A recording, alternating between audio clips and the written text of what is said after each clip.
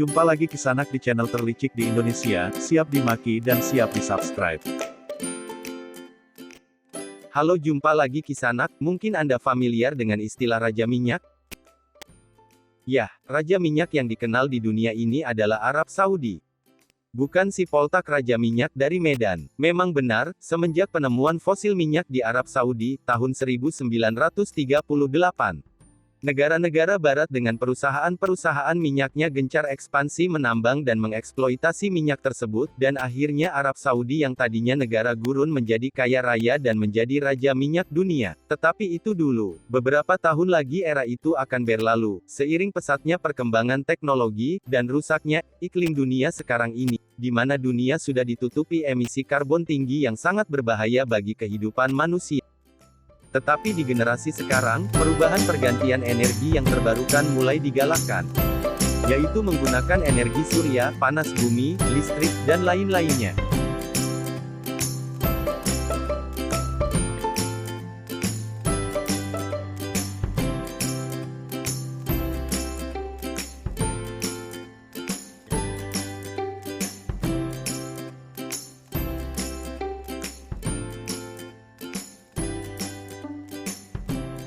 Indonesia yang dianugerahi lokasi strategis di jalur Katulistiwa dengan wilayah yang luas, sepertinya akan mendapat durian runtuh dengan perkembangan ini.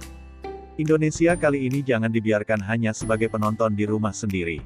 Indonesia dengan banyak hasil tambangnya seperti minyak, batu bara, timah, nikel, aluminium, dan lain-lain, bila tidak tepat penanganan dan prioritas kebijakan akan sangat merugikan, dan menghilangkan kesempatan menjadi negara maju.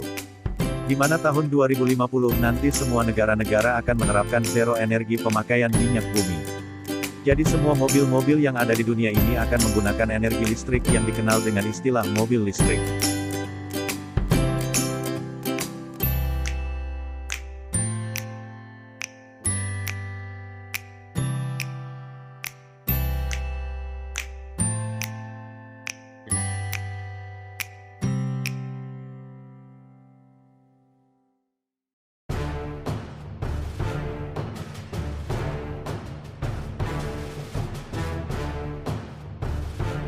Dan mobil listrik itu memerlukan baterai. Di mana bahan baku untuk membuat baterai tersebut hampir semuanya ada di Indonesia, di mana Indonesia termasuk negara penghasil nikel terbesar di dunia. Kita sebagai bangsa Indonesia jangan mau disebut Raja Nikel. Kita harus mau disebut Raja Baterai. Karena bila bahan-bahan untuk membuat baterai itu diproduksi di Indonesia akan bernilai tambah yang mempengaruhi kesejahteraan masyarakat Indonesia. Begitu banyak dampak turunannya bila baterai itu diproduksi di Indonesia. Harga bisa terkontrol, nilai tambah yang besar bagi negara dari segi pajak. Lapangan kerja yang terbuka luas mulai dari hulu sampai ke hilir. Akan banyaknya tercipta perusahaan-perusahaan baru yang dibuat oleh para anak-anak muda generasi kita.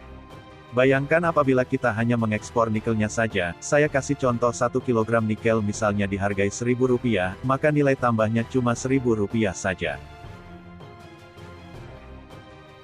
Dan ketika bahan-bahan yang dari kita itu diproduksi di negara luar dan akhirnya menjadi baterai listrik dan kemudian baterai listrik itu diimpor ke Indonesia, dan anggap saja kita hargai Rp20.000.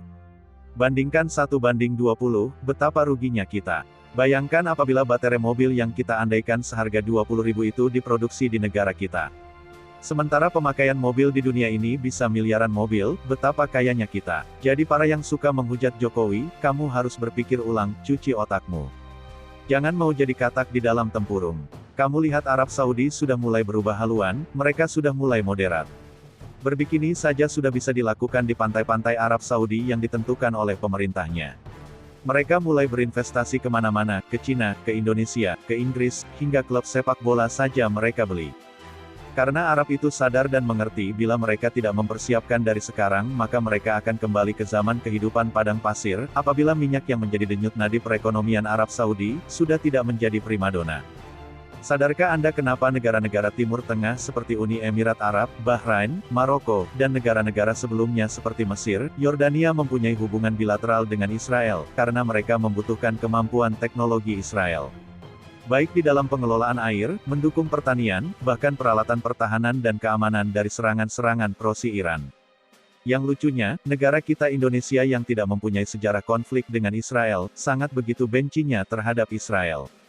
Kebencian terhadap Israel ini ditanamkan terus-menerus sebagai alat politik kalangan tertentu sebagai bargaining position.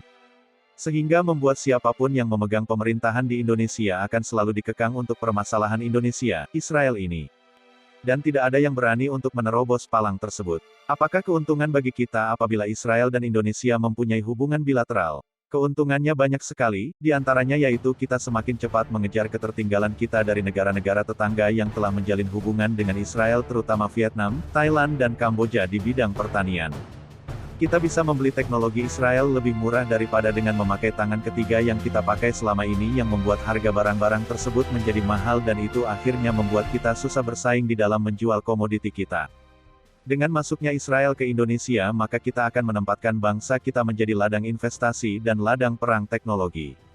Karena semua negara akan berlomba-lomba untuk masuk ke Indonesia dengan memberikan penawaran-penawaran terbaik.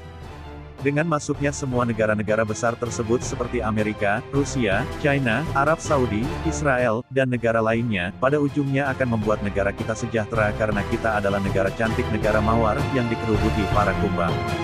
Terima kasih telah menonton, silahkan memberikan komentar pedas level 1 sampai level 10, dan jangan lupa like dan subscribe channel ini biar saya cepat kaya, hahaha.